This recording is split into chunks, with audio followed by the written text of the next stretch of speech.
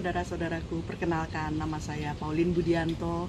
Saya seorang arsitek ahli restorasi kampung kumuh. Jadi saya kuliah di Belanda dari S1 sampai S3, itu semua tentang rumah susun lah, untuk mensejahterakan kaum marginal, kampung-kampung kumuh, bagaimana itu disejahterakan.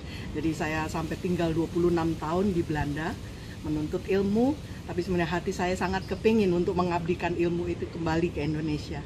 Maka ketika ada kesempatan untuk terlibat dalam negosiasi saat ada kerusuhan di Kampung Nelayan Muara Angke tahun 2013, akhirnya saya kembali ke tanah air bersama keluarga, anak-anak juga ikut semua, dan kami sekarang sudah 6 tahun kembali ke tanah air.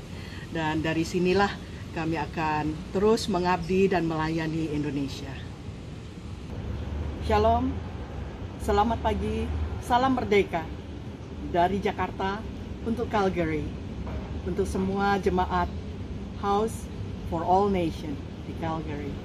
Shalom semuanya.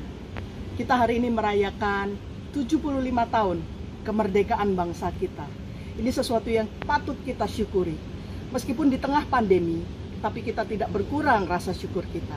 Meskipun di tengah semua kesulitan dan tantangan, tidak ada yang bisa membendung rasa syukur kita.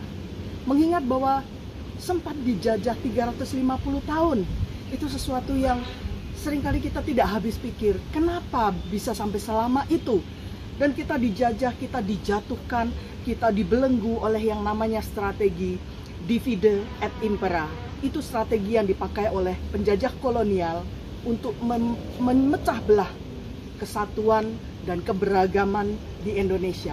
Dan setelah kita jatuh tercerai-berai, pasti kita dengan begitu mudah dikuasai oleh bangsa penjajah. Dan kini kita mensyukuri 75 tahun kita merdeka. Patut kita pertanyakan sebenarnya, apakah sungguh-sungguh kita sudah merdeka dari semua racun-racun bekas kita dijajah dengan memecah belah dan dengan saling membenci, ketakutan, intimidasi, dan dikungkung? Apakah kita sudah benar-benar bebas dari sara seperti itu? Kalau kita sebagai umat Kristen, sebagai gereja Tuhan, mengatakan seringkali, kita ini victim, kita di negara ini yang sering dijajah kembali. Kemerdekaan dan hak kita untuk beribadah seringkali diintimidasi, seringkali direbut. Seringkali kita mengatakan kitalah victim. Tapi coba kita menggali lebih lagi, coba kita berkaca sedikit. Apakah benar kita sendiri sudah bebas dari sara itu? Apakah nggak ada sisa-sisa di hati dan di akal budi kita yang mikir, aduh dia etnis ini sih, dia dari suku itu sih, dia dari golongan itu, dia ras itu, dia agama dan dari denominasi itu. Pernah kita bercermin dan introspeksi diri? Saya sering masih menjumpai bahwa ada bekas-bekas pikiran penjajah itu. Racun-racunnya itu sulit sekali ditawar. Apa penawarnya, penangkalnya racun divide et impera ini?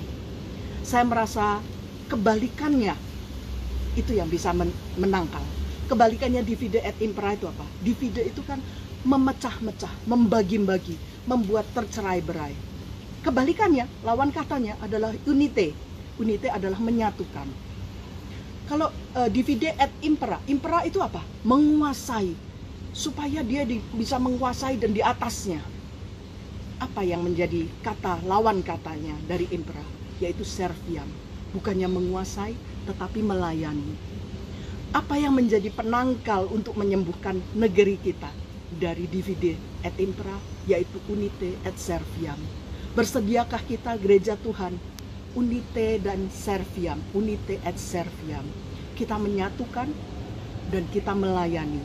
Kita bukan cengeng minta dilayani. Kita bukan cengeng merengek-rengek bahwa kita didiskriminasi, kita tidak mengalami toleransi. Tapi beranikah kita merelakan segalanya, bahkan mengorbankan kebebasan kita, tapi kita tetap menaikkan syukur, menaikkan doa, house of prayer for all nation. Biar negara kita dimanapun kita tinggal menjadi rumah doa, dan hati kita ini menjadi rumah doa bagi segala suku bangsa. Disitulah saya percaya bahwa sikap hati yang dibutuhkan, yang diminta Tuhan, supaya kita bisa bebas dari roh-roh penjajah itu. Kita sungguh-sungguh rela untuk menyatukan dan melayani. Jangan lagi ada bilang, aduh suku ini, suku itu, warna kulit begini, matanya begini. Saya rasa Tuhan tidak disenangkan dengan sikap yang seperti itu. Saya rasa di mata Tuhan itu sikap hati yang menyakiti Tuhan. Kalau kita masih mengatakan, yang ini kulitnya hitam, yang ini kulitnya kuning, yang ini kulitnya putih, itu bukan sikap yang menyenangkan hati Tuhan. Karena sesungguhnya kita tuh bersaudara, benar-benar bersaudara. Darah kita semuanya warnanya merah, dan seharusnya semua tulus hati kita itu dianggap warna putih. Itulah salam merah putih dari tanah air.